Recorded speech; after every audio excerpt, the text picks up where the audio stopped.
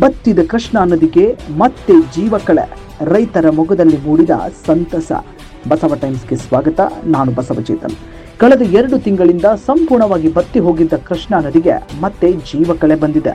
ಮಹಾರಾಷ್ಟ್ರದ ಘಟ ಪ್ರದೇಶದಲ್ಲಿ ಭಾರಿ ಮಳೆ ಸುರಿಯುತ್ತಿರುವ ಕಾರಣ ಕೃಷ್ಣಾ ನದಿಗೆ ಬರೋಬ್ಬರಿ 15,000 ಕ್ಯೂಸೆಕ್ ನೀರು ಹರಿದು ಬರುತ್ತಿದ್ದು, ರೈತರು ಹಾಗೂ ಸಾರ್ವಜನಿಕರಲ್ಲಿ ಸಂತಸ ಉಂಟಾಗಿದೆ.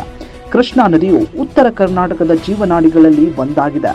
ನದಿಯಲ್ಲಿ ನೀರಿಲ್ಲದೆ ನೀರಿನ ಕೊರತೆಯಿಂದಾಗಿ ಕೃಷಿ ಚಟುವಟಿಕೆಗಳಿಗೆ ತೀವ್ರ ಹಿನ್ನಡೆಯಾಗಿತ್ತು. ಇದೀಗ ಒಳಹರಿವು ಗಣನೀಯವಾಗಿ ಹೆಚ್ಚಾಗಿದೆ.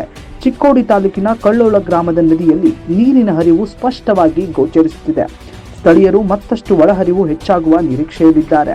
ಕಳೆದ ವಾರದಿಂದ ಮಹಾರಾಷ್ಟ್ರದಲ್ಲಿ ಮುಂಗಾರು ಮಳೆ ಹೆಚ್ಚಾಗಿದ್ದು, ಆ ಭಾಗದಲ್ಲಿರುವ ನದಿಗಳು ಹಾಗೂ ಜಲಾಶಯಗಳಿಗೆ ನೀರು ಹರಿದು ಬರುತ್ತಿದೆ. ಇದರ ಪರಿಣಾಮವಾಗಿ ಕರ್ನಾಟಕದ ನದಿಯೊಳಗೆ ಹರಿಯುವ ಕೃಷ್ಣಾ ನದಿಗೂ ಹೆಚ್ಚಿನ ಪ್ರಮಾಣದ ನೀರು ಬರುತ್ತಿದೆ. ಇದು ಬೆಳಗಾವಿ ಜಿಲ್ಲೆ ಸೇರಿದಂತೆ ನದಿಯ ಪಾತ್ರದಲ್ಲಿರುವ ಪ್ರದೇಶಗಳಿಗೆ ಕುಡಿಯುವ ನೀರು ಹಾಗೂ ಕೃಷಿ ಚಟುವಟಿಕೆಗಳಿಗೆ ಭರವಸೆ ಮೂಡಿಸಿದೆ.